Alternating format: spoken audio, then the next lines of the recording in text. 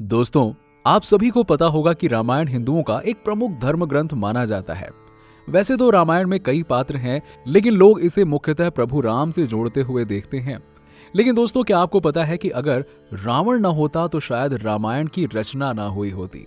रावण को लोग अनाचार, कमजोर, क्रोध और अधर्म का प्रतीक मानते हैं, लेकिन लोग ये भूल जाते हैं कि रावण में भले ही इतने सारे कई दुर्गुण हों, लेकिन वो एक प्रकांड विद्वान और ज्ञानी भी था। लेकिन गलत समय में जन्म लेने के कारण महाज्ञानी होते हुए भी राक्षस प्रवृत्ति का हो गया था। दोस्तों, आज मैं आप लोगों को इस वीडियो में बताऊंगा कि आखिर रावण के जन्म के समय ऐसा क्या हुआ था कि वो अनाचारी और अधर्मी हो गया। दर्शकों, ये बात तो आप सभी जानते हैं कि रावण लंका का राजा था।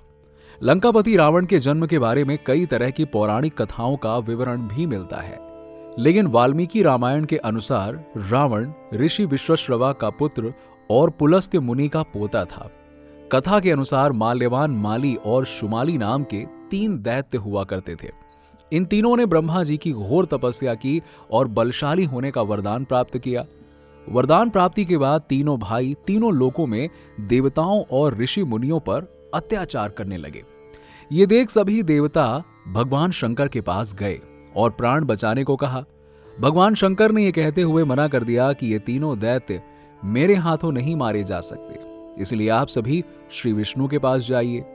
भगवान शंकर के मुख से ऐसी बातें सुनकर सभी देवता भगवान शंकर को प्रणाम करते हुए भगवान विष्णु के पास चल दिए।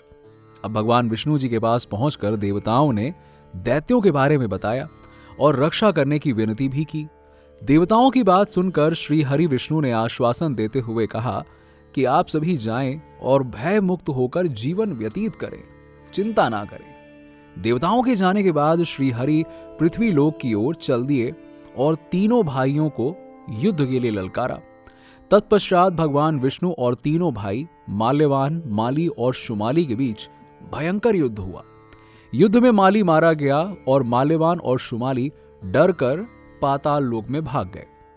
कुछ समय बाद शुमाली पाताल लोक से बाहर निकलकर पृथ्वी पर भ्रमण करने के लिए आया, लेकिन वो अंदर से डर रहा था कि कहीं कोई देवता ना देख ले।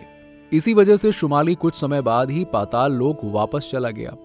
वापस आकर शुमाली सोचने लगा कि ऐसा क्या उपाय किया जाए जिससे देवताओं पर विजय मिल सके। फिर शुमाली को लंका नरेश कुबेर का ध्यान आया। तब उसने सोचा कि क्यों न वो अपनी पुत्री का विवाह कुबेर के पिता ऋषि विश्वश्रवा से कर दे, जिससे देवताओं और तेजस्वी पुत्रों की प्राप्ति आसानी से हो पाए। बस यही बात उसने अपनी पुत्री कैकसी को जाकर बताई।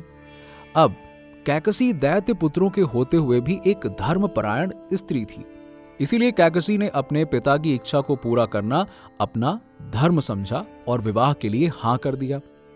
पिता की आज्ञा पाते ही कैकसी विश्वश्रवा से मिलने के लिए निकल पड़ी, लेकिन पाताल लोक से पृथ्वी लोक आने में वक्त लग गया। जब वो ऋषि विश्वश्रवा के पास पहुंची तब तक शाम हो चुकी थी। साथ ही बादलों की गर्जना के साथ बारिश भी हो रही थी। कैकसी ने सबसे पहले ऋषि विश्वश्रवा को प्रणाम किया और उसके बाद उसने विवाह कर पुत्र प्राप्त की इच्छा प्रकट की। कैकसी की बात सुनकर ऋषि विश्वश्रवा ने कहा कि कन्या, मैं तुम्हारी इच्छा तो पूरी कर सकता हूं, लेकिन तुम बहुत अशुभ समय में आई हो, इसलिए तुम्हारे पुत्र राक्षसी प्रवृत्ति के होंगे। ये सुनकर कैकसी ने विश्वश्रवा के चरण पकड़ लिए और बोली, हे ब्रह्मवादी, मैं तुम्हारे दुराचारी पुत्रों को लेकर क्या करूंगी? मुझे तो आप जैसा तेजस्वी और ज्ञानी पुत्र चाहिए। कैकसी के बार बार विनती करने पर ऋषि विश्वश्रवा ने कहा, चलो मैं तुम्हें एक और पुत्र दूंगा जो मेरी ही तरह धर्मात्मा होगा। इस तरह कुछ समय बाद कैकसी ने 3 पुत्र रावण, कुंभकर्ण और विभीषण को जन्म दिया। अब दोस्तों, आप तो समझ ही गए होंगे ना कि ज्ञानी होते हुए भी रावण दुराचारी और अधर्मी गलत नक्षत्र में पैदा होने की वजह से हुआ। इसके बाद जब रावण थोड़ा बड़ा हुआ तो अपने नाना सुमाली के पास गया, जहां सुमाली ने कहा कि तपस्या कर इतनी शक्तियां प्राप्त कर लो कि देवता भी तुम्हें नहीं हरा सकें और राक्षसों को लंका मिल जाए। बाद में रावण ने घोर तपस्या की। वो भगवान शिव का परम भक्त माना जाता है। सभी शक्तियों को प्राप्त करने के बाद रावण ने चढ़ाई कर कुबेर से लंका वापस ले ली और फिर पराक्रमी होने के साथ साथ उसका आतंक बढ़ता गया। त्रेता युग में जब श्री राम ने अवतार लिया तब जाकर रावण के साथ ही उसके आतंक का खात्मा हुआ। तो आज की वीडियो में फिलहाल इतना ही। उम्मीद करते हैं कि आप लोगों को वीडियो पसंद आया होगा। वीडियो पसंद आया हो तो ज्यादा से ज्यादा लाइक करें, शेयर करें और चैनल को सब्सक्राइब करना ना भूलें।